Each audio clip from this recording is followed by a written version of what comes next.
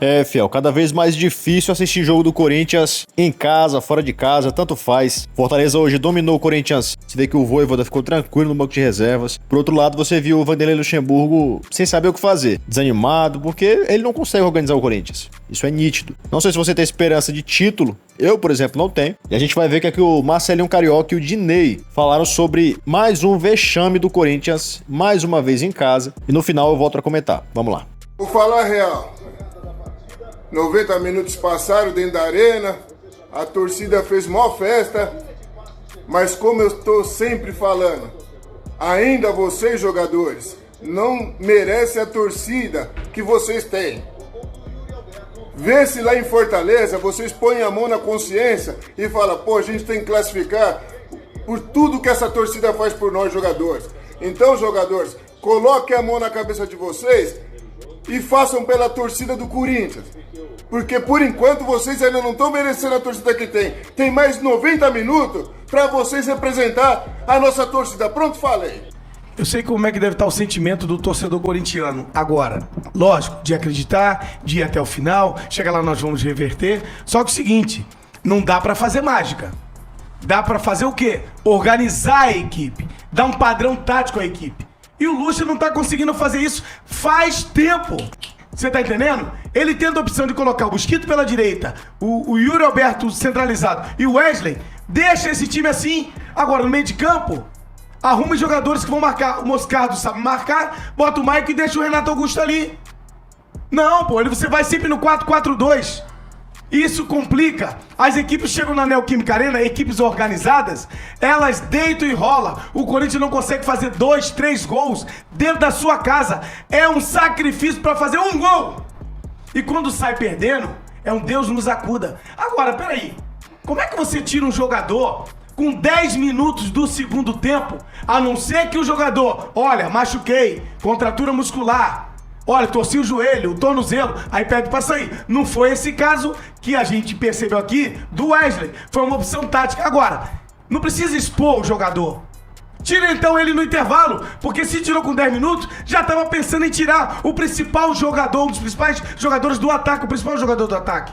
Do desafogo, da válvula de escape. Agora, o retrógrado Vanderlei, o retrógrado treinador, não sabe mais fazer substituição, não sabe mais montar time. A única coisa que sabe fazer às vezes é querer aparecer, é querer enfrentar a torcida, é querer ser ignorante ou mal educado com jornalistas. Agora, jornalistas que pipocam pra ele. Jornalistas que tem medo às vezes de não ter mais entrevista. Agora, nós aqui da MC7 somos imparciais. Porque o Fortaleza, ele jogou melhor que o Corinthians aqui dentro da Neoquímica Arena. Tendo o Zé Elison, um baita de um jogador no meio de campo, o Caio Alexandre, um baita de um jogador, com a qualidade incrível que o Corinthians podia trazer esse jogador para contratar ele, certo? Como o Benjamin, o canhoto do Estudiantes. Aí são jogadores jovens, com vitalidade, com valências físicas, na altura que é o futebol hoje. Você vê uma defesa seguríssima do Fortaleza, jogando em São Paulo, contra 45 mil corintianos. Imagina lá, 70 mil torcedores. Lá no Castelão, o cara vai estar mais relaxado, mais solto. E o Vojvoda não é bobo, um treinador super inteligente. O presidente Marcelo do Fortaleza bancou o cara, renovou com o cara, segurou vários atletas, como o próprio Rogério pontuou, queriam levar o Zé Elcio, o cara Alexandre, ele não deixou. E aí, você tira o Wesley pra botar o Romero, aí é você pegar um balde, sabe? Um balde de leite, o leite da vaca holandesa, que é mais caro. Arruma um remédio pro Valdir. A vaca holandesa, que é mais cara, o leite. Aí você tira todo o leite. Aí o cara chega e dá um bico no balde de leite. É o que o Vanderlei fez com todo o torcedor corintiano que estava presente na Neoquímica Arena e assistindo em casa e assistindo aqui. Certo? Na transmissão, narração brilhante de Otacílio Júnior, comentários de Rogério Andrade e o que vos fala, Pé de Anjo e os apontamentos de Tom Castro. Então, o Corinthians, nós temos que falar a verdade. O Corinthians não jogou essa bola toda. O Corinthians ficou de lampejo. Joga a bola na área. Fagner jogando bola na área. Romero tentando cruzar na área. E o Alberto igual um piro doido.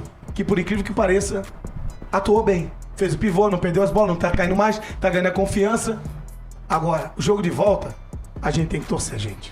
O Luxemburgo nunca vai admitir isso, mas a impressão que eu tenho é que ele gosta de colocar 4 jogadores no meio campo, e ele fez isso em várias oportunidades, porque ele não consegue organizar o time ofensivamente. Por exemplo, se ele colocar 3 jogadores de ataque, ele fica só com 3 no meio campo, e aí o time fica muito espaçado, fraco no meio campo, fica muito longe, principalmente na defesa. Então, para proteger isso, ele coloca mais um jogador, no caso hoje colocou o Juliano, e abriu mão mais uma vez de atacar para defender. E eu quero que você comente aqui embaixo se você tem alguma esperança que o Corinthians possa conquistar essa Sul-Americana. Eu não tenho. E o Fortaleza com certeza vai mostrar pro Corinthians, infelizmente, como é que se joga dentro de casa, como é que um time de futebol joga.